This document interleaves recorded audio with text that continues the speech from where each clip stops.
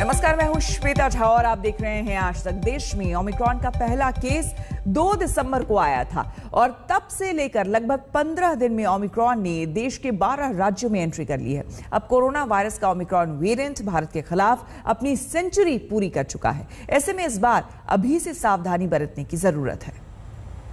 अब वक्त आ गया है कि भारतीय सावधान हो जाएं।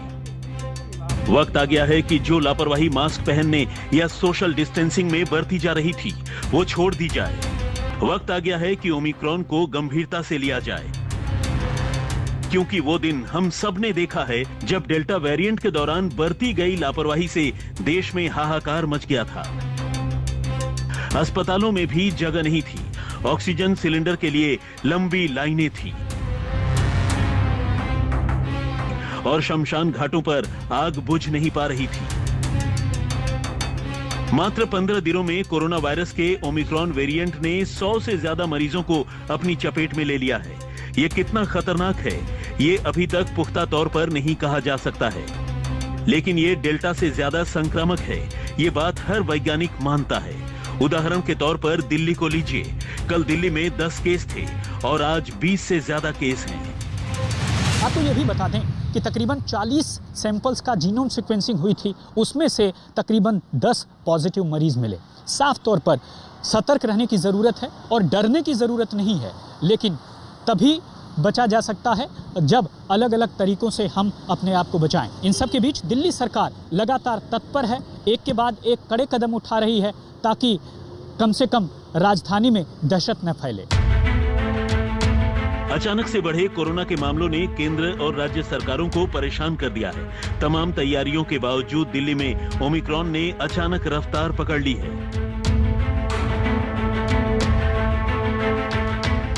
दिल्ली में भी हमारे यहाँ लोकनायक में इसको डेजिग्नेटेड हॉस्पिटल बनाया ओमिक्रॉन के केयर के लिए।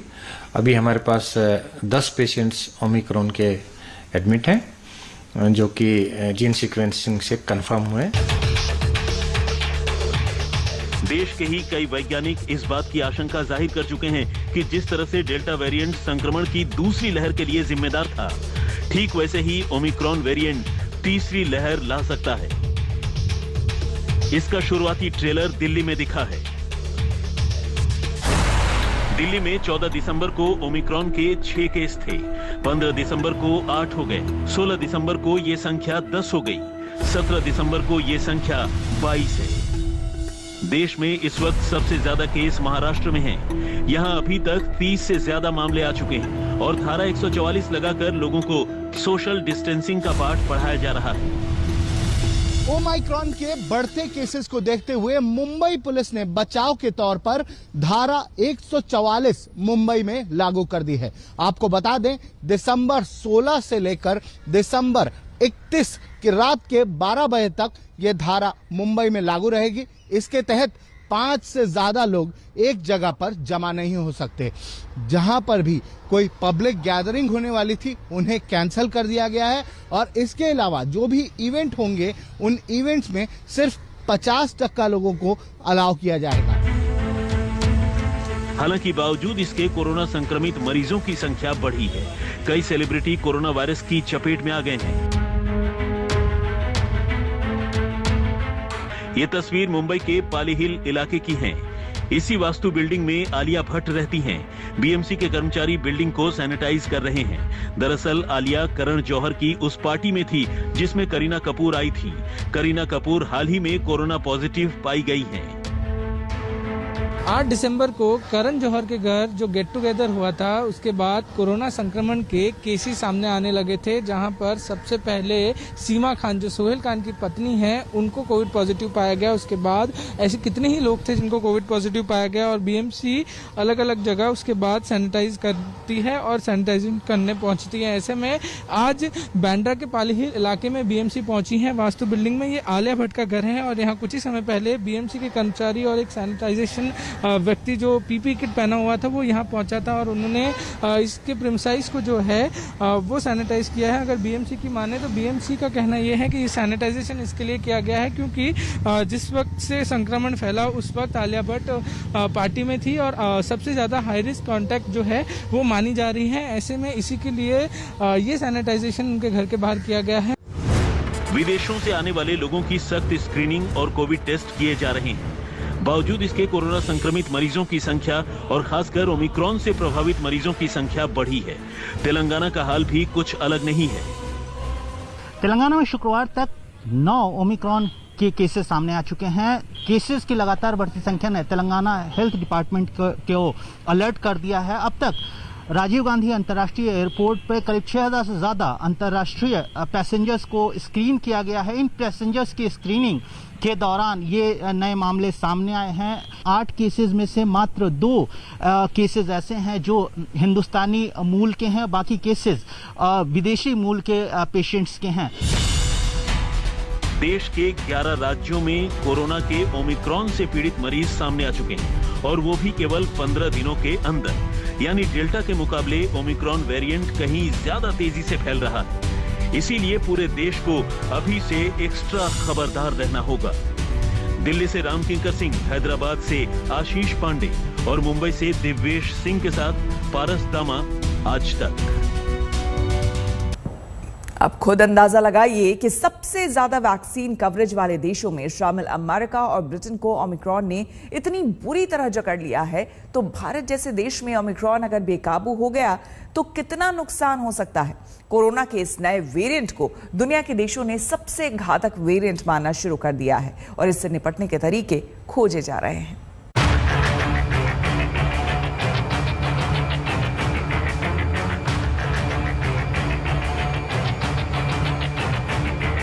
दोनों डोज लगवाने के बाद भी ओमिक्रॉन के डर से अगर आप बूस्टर डोज लेने की तैयारी कर रहे हैं तो सब्र कीजिए, जल्दबाजी की कोई जरूरत नहीं। बूस्टर डोज पर यही सरकार की नीति है। हमेशा इस सवाल के ऊपर सरकार की नजर रही है।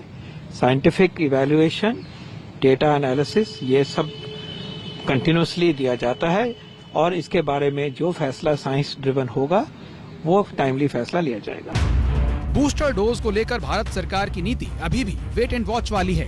वेट WHO के निर्देशों का किया जा रहा है और वॉच उन देशों को किया जा रहा है जहां ओमिक्रॉन की वजह से इमरजेंसी में बूस्टर डोज की शुरुआत हो चुकी है, जिनमें अमेरिका भी शामिल है। If you're vaccinated, you have your booster shot, you're protected from severe illness and death. Period. Number 2, booster shots work. 3, boosters are free, safe and convenient. About 60 million people have been boosted. So go get your shot today. वैसे तो दुनिया के 30 से ज्यादा देशों में booster dose लगाई जा रही है, लेकिन सवाल ये है कि क्या वाकई बूस्टर डोज ओमिक्रॉन पर कारगर है और क्या बूस्टर डोज लगवाना जरूरी है। ऑक्सफोर्ड यूनिवर्सिटी के रिसर्च के मुताबिक ओमिक्रॉन के खिलाफ फाइजर और मॉडर्ना कंपनी के वैक्सीन की 2 डोज 33% तक ही असरदार हो रही हैं। यूके हेल्थ सिक्योरिटी एजेंसी ने एक रिसर्च में कहा है कि मॉडर्ना और फाइजर वैक्सीन की बूस्टर डोज लेने के बाद ओमिक्रॉन के खिलाफ 70 से 75% इम्यूनिटी हासिल हो रही है। इजराइल में बूस्टर डोज को लेकर हुआ रिसर्च बताता है कि वैक्सीन का बूस्टर डोज कोरोना ओमिक्रॉन के गंभीर लक्षणों को रोकने में 93% तक कारगर है। इन नतीजों के आधार पर ही दुनिया के कई देशों में बूस्टर डोज पर बहुत जोर दिया जा रहा है। हालांकि भारत में बूस्टर डोज पर कोई फैसला नहीं हुआ है, लेकिन इसकी मांग जरूर की जा रही है। सीरम इंस्टीट्यूट ने कोविशील्ड की बूस्टर डोज को मंजूरी देने की मांग की थी, जिसे फिलहाल नामंजूर कर दिया गया है। देश के शीर्ष जीनोम वैज्ञानिकों के पैनल इंसाकॉग ने 29 नवंबर को देश के 40 साल से ज्यादा उम्र के लोगों और हाई रिस्क कैटेगरी के लोगों को बूस्टर डोज देने की मांग रखी थी। वैज्ञानिक और हेल्थ एक्सपर्ट्स भी ओमिक्रॉन के खिलाफ बूस्टर डोज की जरूरत महसूस करते हैं। Booster dose must be needed. Some suggestion came from the medical authorities, experts. That's why we are requesting the central government. केंद्रीय स्वास्थ्य मंत्रालय और नीति आयोग ने तय किया है कि बूस्टर डोज पर फैसले के लिए वो विश्व स्वास्थ्य संगठन की नीति पर ही चलेगा। सरकार पहले भी साफ कर चुकी है और आज एक बार फिर क्लियर कर दिया कि उसकी प्राथमिकता सबसे पहले पूरी वयस्क आबादी को 2 डोज देने का टारगेट पूरा करने पर है। What we are doing concurrently is engaging our scientific community to look at these issues on an ongoing basis. Have faith that when there is no resource constraint, epidemiology and scientific discourse and scientific underpinnings will decide this. But today the fact remains that all these approaches come after we have provided vaccination primary coverage to the maximum possible population. That remains the first and the foremost goal. And the focus, a very sharp focus on that, must be maintained, and that task we must accomplish in the shortest period of time, in the quickest manner. तो फिलहाल भारत में ना तो booster dose लगने की शुरुआत होने वाली है और ना ही बच्चों को वैक्सीन देने की कोई जल्दबाजी है। यानी भारत की वैक्सीन नीति पर अभी तक ओमिक्रॉन वेरिएंट बेअसर साबित हुआ है। हालांकि ओमिक्रॉन से खतरा डेल्टा के मुकाबले ज्यादा है, ये बात केंद्रीय स्वास्थ्य मंत्रालय भी मानता है, क्योंकि WHO ने कहा है। डायरेक्टर जनरल ऑफ WHO ने अपनी एक प्रेस ब्रीफिंग में जो विषय बताए हैं, हम फिर आप लोगों की दृष्टि में स्पेसिफिकली लाना चाहेंगे, जिसमें उन्होंने कहा है कि ओमिक्रॉन जिस गति से बढ़ रहा है वैसा किसी पर्टिकुलर वेरिएंट में उस गति से बढ़ते हुए केसेस को नोट नहीं किया गया है। उन्होंने यह कंसर्न भी जाहिर किया था कि लोग ओमिक्रॉन को माइल्ड समझकर उसको डिसमिस ना करें, और जरूरी है कि जैसे कि पिछले 2 सालों से देश और दुनिया कोविड की लड़ाई में सतत प्रयास करते हुए मैनेज कर रहा है, उसी गति से ओमिक्रॉन या इससे रिलेटेड जो चैलेंजेस है उसको भी उसी संभावना और उसी गति से हमें मैनेज करने की आवश्यकता है। जरूरी है कि ये समझें कि अगर बहुत अधिक संख्या में केसेस आने शुरू हो जाएं, इन्फेक्शन का स्प्रेड सडनली एकदम सर्ज के रूप में हमारे सामने आएगा, तो वह हेल्थ सिस्टम को स्ट्रेन कर सकता है, और टू दैट एक्सटेंट एक हेल्थ सिस्टम के लिए एक बहुत बड़ा चैलेंज हमारे सामने फिर भी आ सकता है। ऐसा नहीं है कि बूस्टर डोज की संभावनाओं को सरकार ने सिरे से खारिज कर दिया है, लेकिन अभी सरकार को इसकी ज्यादा जरूरत महसूस नहीं हो रही है। फिलहाल ओमिक्रॉन से बचाव की जिम्मेदारी खुद आपके कंधों पर है। हमें एक संकल्प लेना है कि हम कोविड अनुरूप व्यवहार को अपनी लाइफ में स्वीकार करें। भारत सरकार ने बताया है कि विकसित देशों की तुलना में भारत में ज्यादा वैक्सीनेशन की गई है। अगर हम भारत की तुलना अमेरिका से करें तो 2 गुना ज्यादा टोटल वैक्सीनेशन यहां पर भारत में हुई है, और अगर ब्रिटेन से कंपेयर करें तो 11 गुना ज्यादा वैक्सीनेशन भारत में हुई है। तो ये क्या कारण है कि भारत इस वक्त तीसरी डोज यानी कि बूस्टर डोज पर कोई बात नहीं कर रहा, और ना ही बच्चों की वैक्सीन के लिए कोई टाइमलाइन सामने बता रहा है? ऐसा तो नहीं है कि वैक्सीनेशन की कमी है, क्योंकि भारत में इस वक्त हर राज्य के पास बैलेंस वैक्सीन डोजेस पड़ी हुई हैं। तो क्या कारण हो सकता है जहां पर विकसित देश हमसे पहले बूस्टर डोजेस और बच्चों की वैक्सीनेशन की शुरुआत कर चुके हैं, भारत अभी भी इस बारे में बस सोच ही रहा है? हितेश कुमार के साथ मैं मिलन शर्मा, आज